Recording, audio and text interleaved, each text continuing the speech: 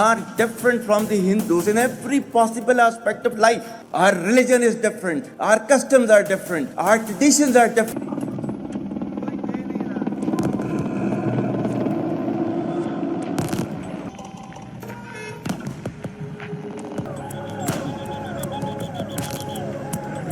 एक मुल्क कश्मीर को अपनी शारक समझता है तो दूसरा उसको अपना अटूट अंग जानता है। लेकिन जैसा भी है, वहाँ पे आज एक अटैक हुआ है। वो एक ऐसी जगह है जहाँ पर तकरीबन 26 के करीब लोग मारे गए हैं, जिनमें 25 जो थे वो इंडियंस थे और एक उनमें नेपालियन था। और जो इसका ब्लेम डाला जा रहा है वो इनडायरेक्टली पाकिस्तानियों के ऊपर डाला जा रहा है, पाकिस्तानी गवर्नमेंट के ऊपर डाला जा रहा है। और इसको इंडियन मीडिया जो है वो कुछ इस तरह से उछाल रहा है कि जो मरने वाले हैं वो सारे के सारे हिंदू हैं। हालांकि जो इंडियन गवर्नमेंट है इसने उसकी कोई तस्दीक नहीं की कि जो मरने वाले हैं वो स्पेसिफिकली एक ख़ास रिलीजन से उनका ताल्लुक है। लेकिन इंडियन जो मीडिया है वो हमेशा की तरह प्रोपेगेंडा करता है, और इस बार भी जो गोडी मीडिया है और जो इंडियन मीडिया है वो इसका प्रोपेगेंडा कर रहा है। तो आज इस वीडियो के अंदर हम डिटेल से सारी कॉन्स्पिरेसी को समझेंगे। लेकिन जो अब तक की लेटेस्ट जो सिचुएशन हो चुकी है, सबसे पहले उसके अंदर जो इंडस ट्रीटी 1960 का था उसको इंडिया ने सस्पेंड कर दिया। इसके अलावा जितने भी पाकिस्तानी थे जिनके पास इंडियन पासपोर्ट थे उन्होंने उनको सस्पेंड कर दिया है और 48 आवर्स का अल्टीमेटम दिया है कि 48 आवर्स के अंदर इंडिया छोड़ के पाकिस्तान चले जाएं। इसके अलावा पाकिस्तान के जो डिफेंस, मिलिट्री और एयरफोर्स के एडवाइज़र्स थे इंडिया के अंदर, जिनकी अप्रॉक्सीमेटली तादाद जो हाई कमीशंस हैं उनकी तादाद 55 और उनकी तादाद को भी 33 तक कर दिया है। यानी ये स्टाफ की बात कर रहा हूँ, जो हाई कमीशंस के स्टाफ हैं इनकी तादाद को उन्होंने कम करने का कहा है। और इसके अलावा जितने भी ये एडवाइज़र्स थे उनको उन्होंने 48 आवर्स के अंदर कंट्री को लीव करने का कहा है। यानी कि सिचुएशन जो है वो बड़ी ही गंभीर बन चुकी है। अब थोड़ा सा ये भी देख लेते हैं कि पाकिस्तानी जो गवर्नमेंट है वो उसकी इसके बारे में क्या राय है। आज जुमेरात वाले दिन जो हमारे पाकिस्तानी प्राइम मिनिस्टर हैं शहबाज शरीफ साहब, उन्होंने एक मीटिंग बुलाई है और उसके अंदर इसको टोटली डिनाई किया है कि पाकिस्तान इस चीज़ के पीछे बिल्कुल नहीं है। लेकिन जो Indian ministry of external affairs का जो मिनिस्टर है उसने एक प्रेस की, उसके अंदर उसने कहा है कि जितने भी ये टेररिस्ट थे इनको सज़ा मिलेगी और इनके पीछे या इनको स्पॉन्सर करने वाले हैं उनको भी इसका जवाब देना पड़ेगा। शायद इसकी वजह ये भी समझी जा सकती है कि जो इंडियन जो मीडिया है या इंडियन जो गवर्नमेंट है वो इस वजह से ज़्यादा उछल रही है क्योंकि जो ट्रंप है उसने भी उनको पूरी सपोर्ट ज़ाहिर की है। इसके अलावा चाइना ने भी इस चीज़ को कॉन्डेम किया है।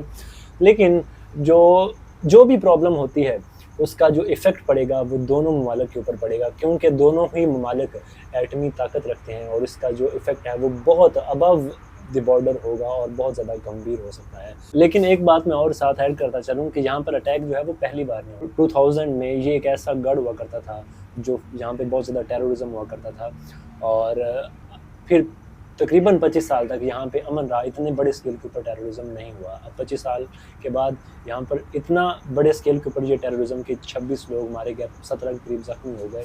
तो ये एक बहुत ही गंभीर किस्म की सिचुएशन है। मे बी इस अटैक के पीछे खुद इंडियन इंटेलिजेंस भी हो सकती है, बिकॉज वो ऑक्यूपाइड कश्मीर के ऊपर जो कि एक मेजॉरिटी ऑफ मुस्लिम्स वहाँ पर रहते हैं, वहाँ पर अपने ऑक्यूपेशन को मज़ीद मजबूत करने के लिए अक्सर औकात वहाँ पर शट डाउन लगाता रहता है। तो जो ही ये अटैक हुआ है उन्होंने वहाँ पर सिक्योरिटी को इतना ज़्यादा सख्त कर दिया है और शट डाउन भी लगा दिया है। पाकिस्तानी डिफेंस मिनिस्टर ख्वाजा आसिफ ने भी इसको टोटली डिनाई किया। इसके अलावा इसहाक डार साहब ने भी इसको टोटली डिनाई किया कि पाकिस्तान इसके पीछे बिल्कुल नहीं है।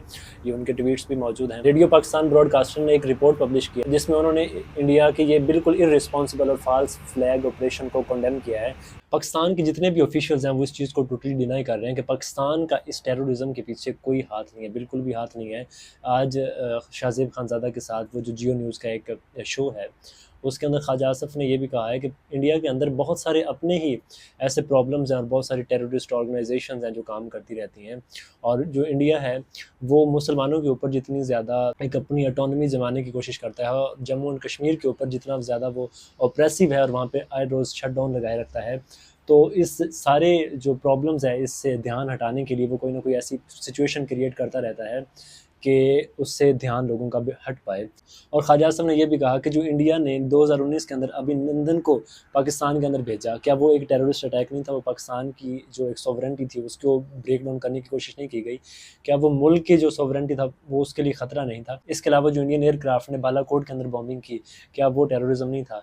ये सारी चीज़ें इंडिया को समझनी चाहिए। 2019 के अंदर एक तो अभिनंदन ने आके पाकिस्तान की सॉवरेंटी को ख़तरे में डाला, दूसरा इन्होंने तब भी जो इंडस वाटर ट्रीटी है 1960 का एक्ट है उसकी खिलाफ वर्जी की। जो एक्ट 12 है अकॉर्डिंग टू जो वर्ल्ड बैंक ने बनाया था उसकी इंडिया इस वक्त खिलाफ वर्जी कर रहा है कि छोटा सा प्रॉब्लम होता है कोई भी हम अकॉर्डिंग टू पाकिस्तानी ऑफिशियल्स के हम इस चीज़ को कंडेम करते हैं कि जो भी टेररिज्म हुआ है ये एक गलत एक्ट है। पाकिस्तान खुद जो कि एक टेररिज्म से घिरा हुआ कंट्री है, इसको खुद बहुत सारे ख़तरात का सामना है, तो क्या ये किसी मुल्क के अंदर टेररिज्म या इस तरह का प्रॉब्लम क्रिएट करने की कोशिश करेगा? बिल्कुल भी नहीं करेगा।